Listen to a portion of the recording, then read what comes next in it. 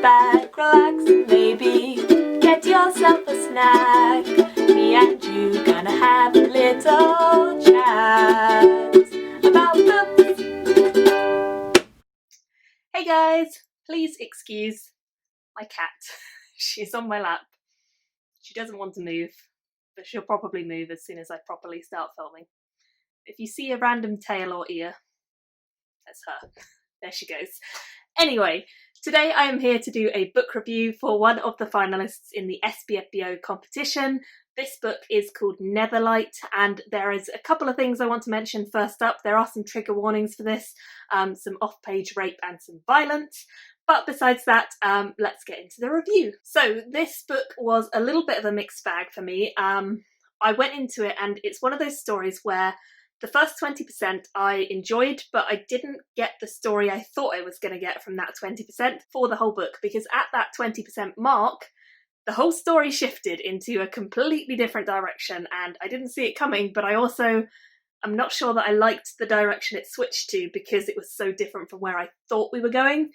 So yeah, it was a bit of a weird one. I think the plot itself is a little bit difficult to wrap your head around whilst you're reading this one, and it takes a while to kind of really understand the world and understand just how things are done in the world and why our main character is slightly unusual in this world. But it is quite an expansive world, and we do feel as though we start to explore further realms of it as the story goes on. In this world, it is set up so that people, when they're first born as babies, they are bound by some sort of sorcerer or wizard, and basically they have to be bound in order to allow them into society. It is not allowed for your baby not to have been bound, and it would put you as an outcast. However, we follow a family who they have decided not to bind their children because they believe that it is wrong and they believe that it is not okay to do this and take away their potential, which is kind of how they see it. So we follow one of the children in that family who is growing up into like a teenager, a young man, and he is called Gian or Guyan, and we follow his story from that point onwards. From the 20% mark, it's all about him. Before that, it's a little bit about his family and kind of the situation that they get into and how they're trying to make their lives better, but it doesn't quite go right. First up, the magic of this world is pretty difficult to understand. I think it's not a clear system, it's a fairly loose system of how it works, and I don't think that there is a set of rules that is really hard and fast about it. I think there's a lot of ideas mentioned about how the magic system works as you go through and you kind of uncover more. Our main character is obviously unaware that they can do magic until a point in the book where things change, and that point is kind of where they start to uncover the mysteries a bit more, and so we as a reader are also uncovering it along with them. But I feel like it doesn't quite feel like a system, it just feels like a way of thinking or a way of doing stuff. So it's a little bit of a loose magic system, and I think for me, more structured magic systems tend to be my preference because then I know exactly what is possible and exactly what is not. But I still enjoyed having the magic in here, and we definitely see magic at the forefront of the story from that point onwards. We do have some cool magical ideas as well. We have simulacra and we have phase, which are both kind of magical types of people and types of states that you can be in. And there's also worlds and dreaming as well that kind of seem to be also linked into magic. But I think it's never entirely clear where the boundaries are, and so that for me was a little bit confusing of exactly what is possible. I think I'd have liked that clearer structure. There are so many different avenues for the magic at this story, and it feels as though the author is throwing everything in, but nothing is fully explained, or at least enough that I fully got it.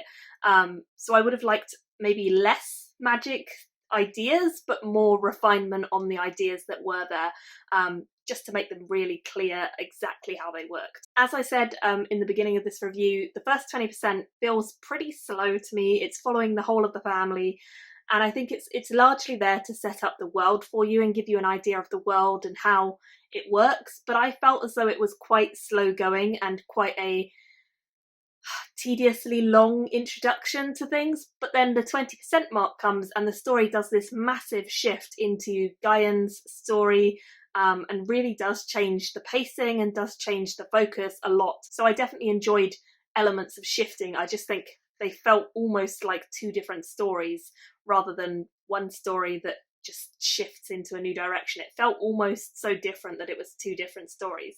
In a way, I would have liked a very short prologue and then just diving straight in at the 20% mark, because I think for me that would have drawn me in as a reader much quicker and would have made me a lot more excited about the characters and the potential of this world and the magic system, and it would have given a little bit more room for expanding on the magic system as well as the story went on. Diane as a character, I didn't love. I feel like he's a bit of a difficult one to really get behind. I never truly felt connected with him because he doesn't have a huge amount of time with the reader on a heart-to-heart level or with the other characters on a heart-to-heart moment. I felt like I didn't know him that well. And personally, my favourite character was definitely Mist, and Mist was much more my personal preference of characterization. She was also pretty sassy and snarky, which works quite well for me with characterization, so I definitely liked her. Overall, I think the plot does get more interesting from that 20% mark. I enjoyed it overall.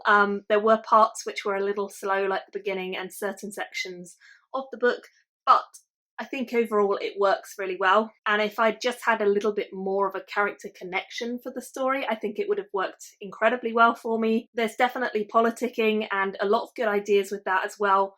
But again, it feels a little bit like it needed refinement, and it was just a little bit rough around the edges, I think. If it was edited a bit tighter and also kind of some of the chunks were cut out or reduced or maybe enlarged in certain sections, I think it would have all come together a bit nicer. So I gave it a 3 out of 5 stars in the end. It's still a really good score, still a 6 out of 10 from me, so I definitely liked it, but it wasn't quite up there with what I wanted fully. Say hello. This is my little squidge cat. She wanted to be in the video. Say hello. Nope. That's enough. Oh, brilliant. You just get your tail. You get your tail. Whoa. Wriggler.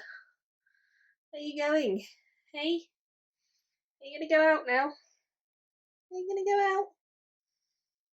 You're just going to sit there. Okay. Thank you for watching my video today.